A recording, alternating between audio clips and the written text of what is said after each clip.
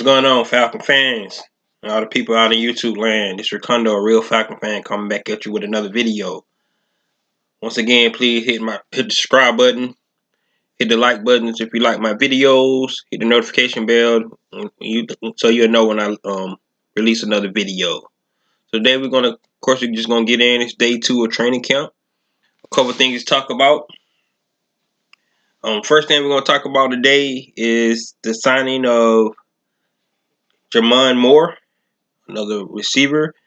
Um, like everybody know we got a lot of receivers that the Falcons already have. So, but I think this signing just they're trying to find somebody that they think that's hungry, that want to come in and compete. Like I said, he's a big body. He's been in the league for a while. Last team was the Green Bay Packers. I mean, he was drafted by the Green Bay Packers, so somebody who can come in and compete. If anything, he's going to be on special teams. And that's what we're going to start. That's one thing we're going to talk about today is special teams. So it could be a special teams body, could just be a camp body. But the signing of J'Mon Moore coming in as a wide receiver, big body wide receiver, and maybe Arthur Smith trying to find that big body wide receiver, somebody to replace Mr. Julio Jones. So we just have to find out and see what's happening with J'Mon Moore and see if he's going to actually be able to compete for a spot on the 53-man roster. Or maybe he just be somebody on the practice squad. We never know. So another thing that happened today. So the two things we want to talk about today, besides the signing of J'Mon Moore, is special teams, and then we're going to talk about defense. Um, so that a couple of things from today's training was special teams, and they talk about special teams. And when we think about pro football, you think about winning football on teams. Sometimes people forget about how important special teams is, and for the last 5 or 6 years with Atlanta Falcons, it seemed like um, we didn't stress enough emphasis on special teams.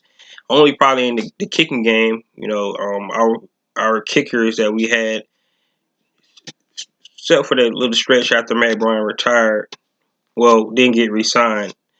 Um, we had a little lapse in kicking, but for the most part, our kicking, our field goal kicking has been one of the brightest spots of our teams over the last almost the last decade, if you want to put it in perspective. But besides for the kicking, our return game has been atrocious.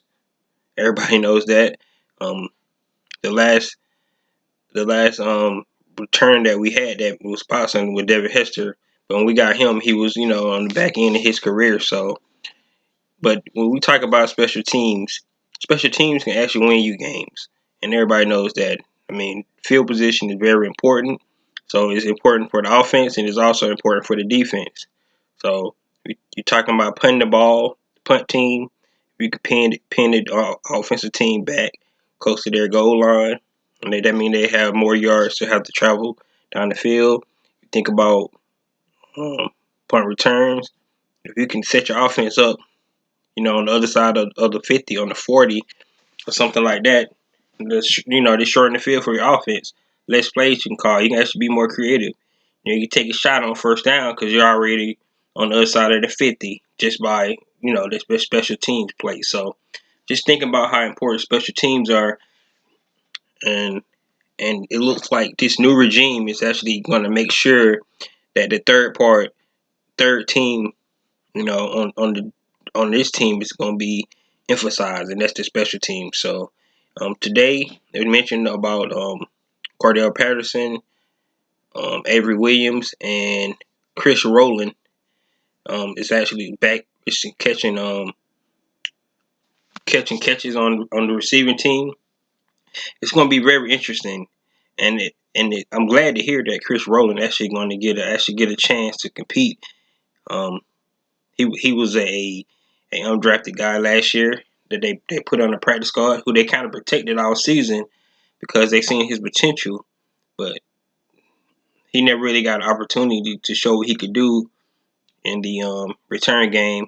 Of course, we had Powell back there, and like I said, for the most part, our return game was non-existent.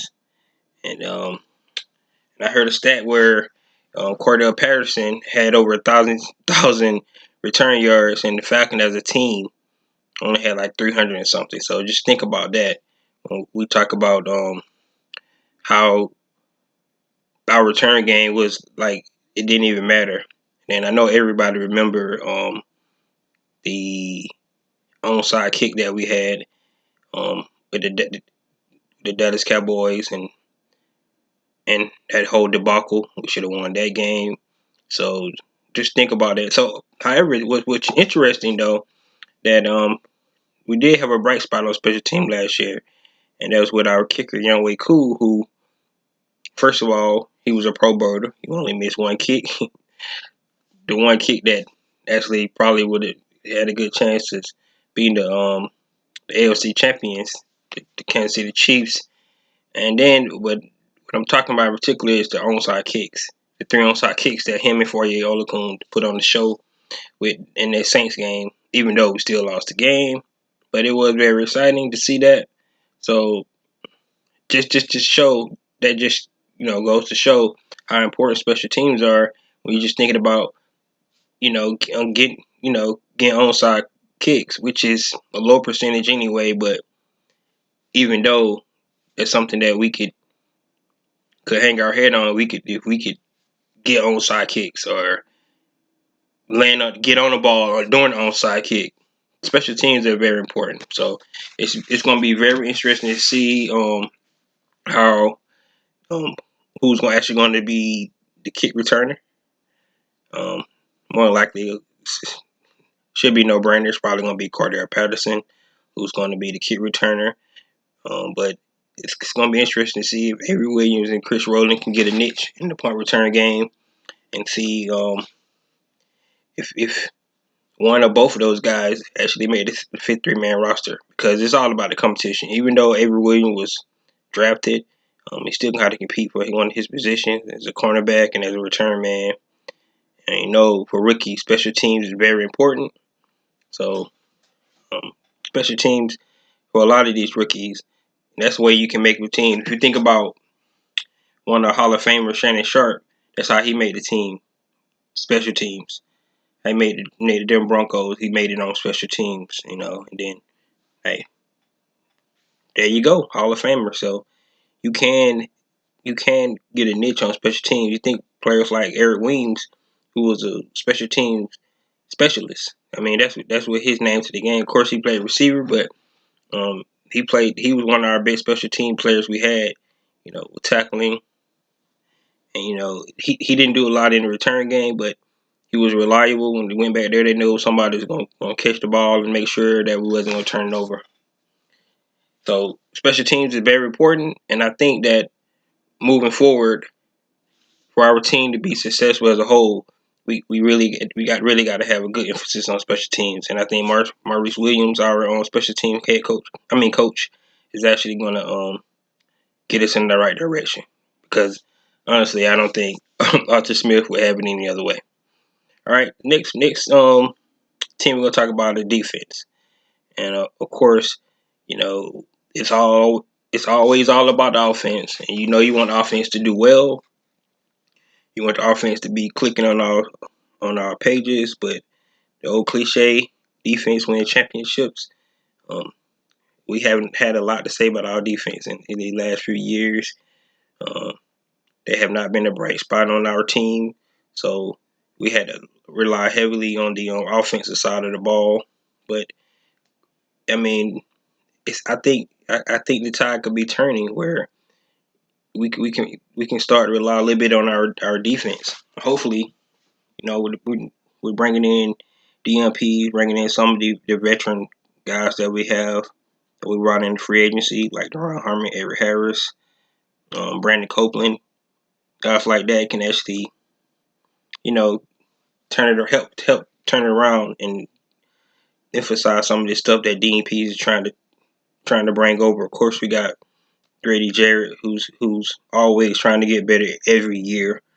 He's not selling for just making 2 Pro Bowls. He want to be a all perennial Pro Bowler year in, year out. So we know Grady Jarrett's gonna keep pushing it. But of course, we got Deion Jones, who actually made a great play today at practice, intercept Matt Ryan, and I think it was a bad. If you look at it was a bad pass, but it was a good break on the ball. And but that's what Deion Jones do. That's what he does. I mean, he always in the right place. He already made plays. Um, and I can see him having another great year this year, especially in DP's defense. So um, and then I also played was Richie Grant, our rookie safety. And remember, like I said, I think he's going to be starting safety for this team. And just being tenacious, going after the ball. They showed on highlight where he poked the ball out on defense. So as a head coach, you think looking at your team and you want, especially Arthur Smith, who's going to be making the play calls on the offensive side, and he wants to see offense execute well. But then at the same time, you definitely want to see your defense make plays. So it's like a give and take. Be like, damn, why you run a play like that? Why you make that mistake on offense? But then at the same time, you're happy for your defense as well. So, um, and sometimes, just from experience, when I was playing high school football, sometimes the offense can't be stopped in practice, and that's a good thing. But then sometimes defense just their day. They go out and make plays, and like the offense can't get anything right. And that's just how it is, and that's a good thing. And that's the whole thing. Like we say, iron sharper iron. You want your best players going up against your best players, and so that's one good thing about defense. They talked about and first of all, I want to give a shout out to all the coverage that we get from the Atlanta Falcons and all the content creators for Atlanta Falcons that provide us with all these highlights and the news and what's going on at the Falcons facility, Flowery Branch. Just to let us know what's going on with the team. So thank you guys for that. And but it was talked about today that John Kaminsky was actually running on the outside with on the defensive line, and we all know that John Kaminsky is very athletic, so that's going to be awesome to see John Kaminsky being on the outside. Um, and then it was also said that Marlon Davis was playing more inside. So of course if you look at his college film, he played a lot of defensive end because they had the big guy in the middle. So, but if Marlon Davis can get a niche right beside Grady Jarrett on the inside and they can wreak havoc, then you have John Kaminsky come from the outside. Um, that's going to be awesome. So they had Brandon Copeland playing out there with the outside linebackers, getting some pass rushing, along with Steven Means and Jacob Tuoni Mariner. So, of course, all those guys is going to get a chance to show what they got because Dante Fowler Jr. is on the COVID reserve list. So, um, and then they also talk about the rookie Okendeji was showing some great strides in practice as well. So, like the defense line is coming in form, coming in shape, but it's just day 2 and no pass. Nobody putting on pass yet. So, um, the best thing they could do is work on their techniques, make sure they understand the playbook, knowing what the coach is telling them to do. So when they get time to get with pass on, and they can play fast and execute, and then we can actually see what everybody's all about. So and with the defensive line, the offensive line, putting pass on is really going to tell the story. Arthur Smith mentioned today that it looks like they in the right spot. It looked like the running back could have hit a crease, but you don't know until you put some pads on and see if they are really making holes. for the running back. And with all the injuries that we have with Matt going on, Caleb McGarry, I mean, whoever's on the offensive line gonna have to come in and play and produce. And I think that with Dwayne Leffert and Arthur Smith leading the way, I don't think they're gonna have it any other way. So you definitely gonna have to come in and show what you got and compete. And I think that's going to be the theme for this training camp. It's competition at the end of the day, and that competition is going to create some of the best, the best offense, defense, and special teams that we've seen in a long time for the Atlanta Falcons. So hopefully, moving forward, once we get past on, it's going to be great. Also tomorrow, fans going to be able to be at the Flowery Branch, so that's going to be exciting for the players, of course, exciting for the fans, and let's see what these guys do. One last thing, it was reported that Lee Smith came back off COVID reserve. That's awesome. So he only missed 2 days or a day of training camp. So him coming back, that's going to be great. It's going to help the tight end group, Hayden Hurst and Kyle Pitts and Jaden Graham get some wisdom from old Wally veteran, probably one of the best blocking tight ends we got on the team, and it's gonna definitely help Arthur Smith get his personnel groupings with the 12 personnel, 13 personnel going. So, and we lost Julio and we still got Calvin Ridley, but it almost seemed like this offense is gonna be a tight end centric offense.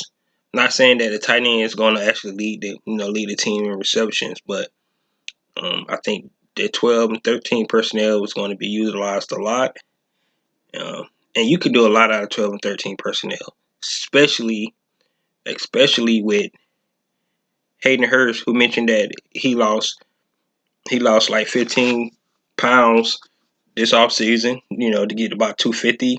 And then Kyle Pitts, of course, about the same. And those guys gonna be fast. They're gonna be moving.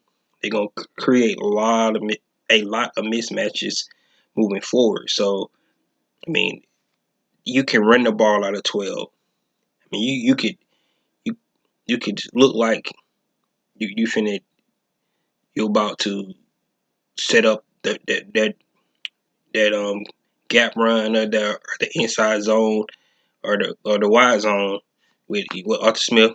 Then you can play action and hit either Hayden Hurst or Kyle Pitts in the seam.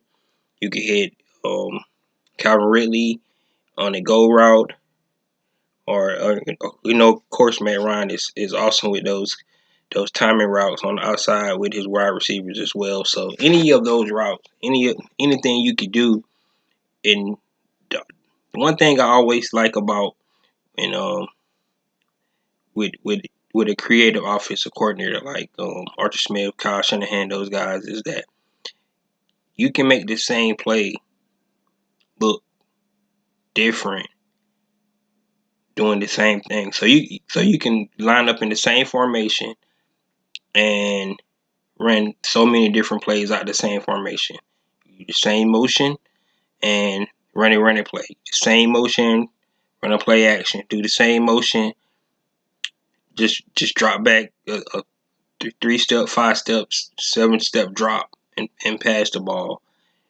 So it's so much stuff you can do out of 12 personnel, especially with the personnel that we have, our weapons that we have. A lot of people say that we wasn't going to be as explosive, but the fact that we got great Russell Gage, who was awesome in the slot last year. We got Calvin Ridley. We got our 2 first round draft picks at tight end. And we got all those different backs. And then on the other side, of course, we got a lot of promising young receivers: Christian Blake, Olamide Zaccheaus, Frank Darby, a little couple of veterans, Tarjay Sharp, The wide receiver group is just deep. It's going to be interesting to see how many they keep. They're going to keep 5, 6, or even maybe 7. So just going to be interesting to see at the end of the day. But that's day 2 of training camp. I'm looking forward to see what comes out of day 3. The main thing is that, during training camp, if all our players can stay healthy and get the plays down, stay hydrated because it actually be hot this training camp already. Of course, it was like an overcast today, which I know they was happy about that. But the main thing for us to be healthy. I know everybody heard about what happened to Carson Wentz, and he might be out for a while, or maybe for the whole season. He's talking about thinking about surgery. So the main thing is it's your availability.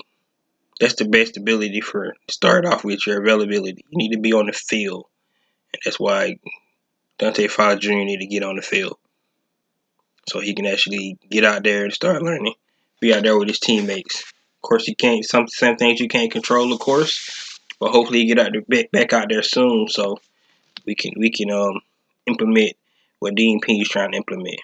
So other than that, talk to you guys later. Peace out. This Ricondo, a real Falcon fan. Please subscribe. Please hit the like button. And please hit the notification bell next time I drop a video. Peace.